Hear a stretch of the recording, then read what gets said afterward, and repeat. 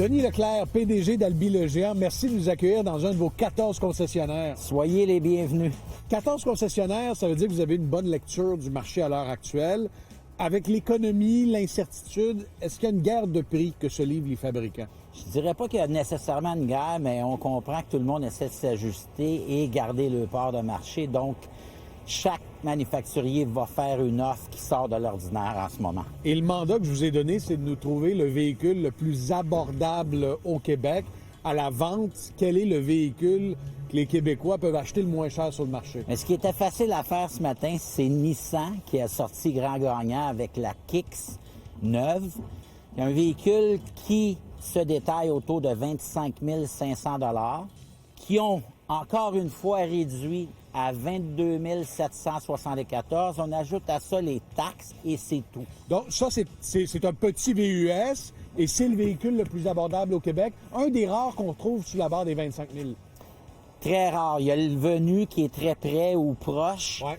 Et ça s'arrête là en ce moment. Là. Et là, le manufacturier ajoute un rabais, ce qui fait en sorte qu'il y a des inventaires.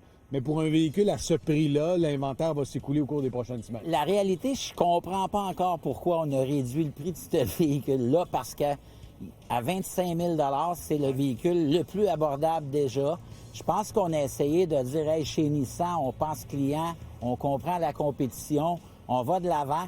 Et c'est une édition qui est limitée. On en a peut-être pour un 30, 45 jours au maximum. Ouais. Pour Albi Le Géant, en ce moment, je pense qu'il nous en reste entre 75 et 100 pour les 4 concessions. Vous avez vu, il y a un client qui vient de quitter, il l'avait acheté il y a quelques minutes, quelqu'un que vous connaissiez par hasard. Ah oui, un ancien camarade. On l'a croisé ici. Et c'est ça, parce que c'est un véhicule, Denis, qui est somme toute bien équipé. Mais on pense à l'abordabilité, mais aujourd'hui, un véhicule de base vient quand même avec les vitres électriques, la caméra de recul, la console. C'est plus les véhicules de base qu'on avait il y a une dizaine d'années. Exact. On parle de miroir électrique, on parle des vitres électriques, un climatiseur, une transmission automatique. Anciennement, j'appelais ça, on avait des vitres à poignée. Là. Ah oui. On avait des vitres à crinque. Là. C'est dans ce véhicule-là. Tout est là. Puis encore pour le prix, pour les gens... Un premier véhicule, un véhicule de retraité, il est un peu surélevé. Donc, tu sais, pour quelqu'un qui a, par exemple, un certain âge, exact. Ça peut être attrayant. Mais c'est surtout pour la neige. Ouais.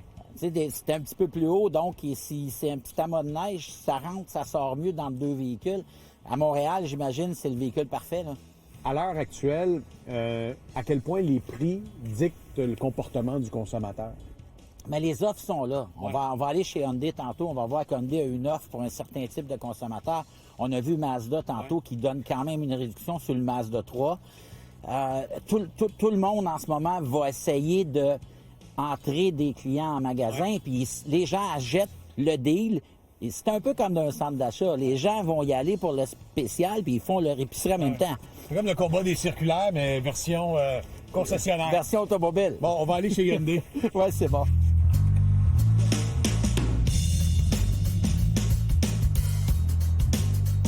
Denis, il y a aussi l'impact de la décision du fédéral de ramener la subvention pour les véhicules électriques, puis ça se ressent déjà sur le prix de ce qui est offert dans les concessionnaires.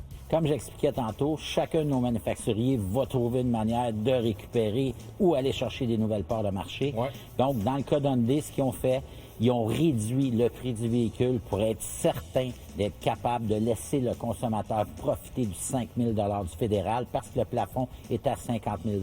Fait qu'un véhicule qui était, mettons, à 58 000 $ va probablement peut-être passer sous la barre des 50 000. C'est le cas de la Ioniq 6. Quand on regarde la réduction totale de prix, c'est 19 000 par rapport à il y a quelques semaines. Exact. Il y a quelques semaines, c'était 2 000. Il y avait seulement le 2 000 du Québec. Ouais. Hyundai a ajouté une partie combinée à la subvention du fédéral. Donc, ça, en ce moment, c'est chez Hyundai, c'est un des 2 deals pour nos consommateurs. Oui, fait qu'on est devant un des rabais en ce moment disponibles, 19 000. Et avez-vous l'impression que ces rabais-là, à la fois du manufacturier puis le retour de la subvention fédérale, ça va vraiment restimuler le segment des véhicules électriques? Ce qu'on comprend, c'est qu'en janvier, les véhicules électriques et hybrides combinés totalisait 5 à 6 % des ventes. Comparativement, on signait l'année dernière, dans le rush, on signait du 30 %. Ah ouais. Effectivement, je pense qu'on va peut-être passer de 5 à 6 peut-être à 12 à 15 mais je serais surpris qu'on tombe en haut de ça. Donc, avec les rabais, on risque de doubler le volume de vente dans l'électrique, mais peut-être pas aller au-delà de ça. Mais de doubler ce qui était déjà réduit. Oui, exact. Puis, si on passe à un autre type de rabais qu'on voit dans les concessionnaires, on est dans un Hyundai, mais ça existe dans pratiquement toutes les marques, c'est les rabais de loyauté. On est propriétaire de Hyundai, on rachète du Hyundai, on est propriétaire de Toyota, on rachète un Toyota. Là, ici, on a une offre à 2 de rabais fidélité, ça fait une grosse différence. Mais effectivement, si on regarde ce que le manufacturier veut atteindre, c'est essayer de garder son client. Ouais. Donc, on appelle ça le fidéliser ou lui donner un rabais de loyauté. Normalement, les rabais vont se situer entre 0,5 et 1 Dans le cas du Tucson avec Hyundai, ils l'ont majoré à 2 ce qui peut représenter 1 on parle entre 20 et 25 de réduction par mois. Si on parle de 2 on va parler de 45 à 50.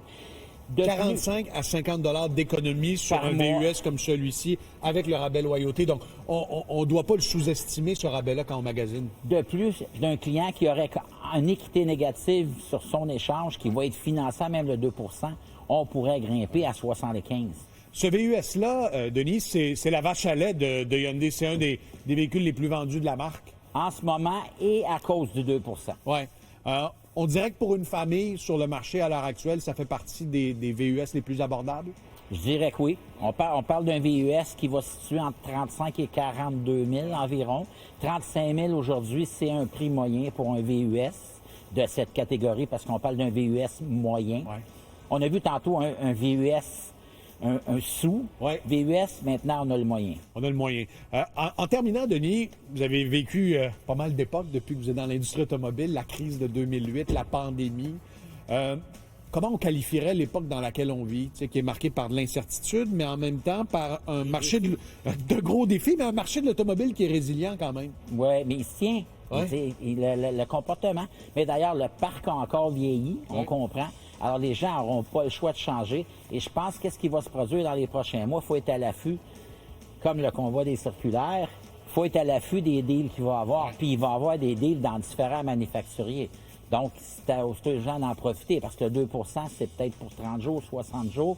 On parlait du Kicks tantôt, on en a pour 45 jours maximum. C'est épuisement des stocks, c'est terminé. Il faut faire vite, il faut magasiner et comparer. Denis Leclerc, PDG d'Albi Legend. Merci beaucoup. Ça me fait plaisir. Merci des conseils.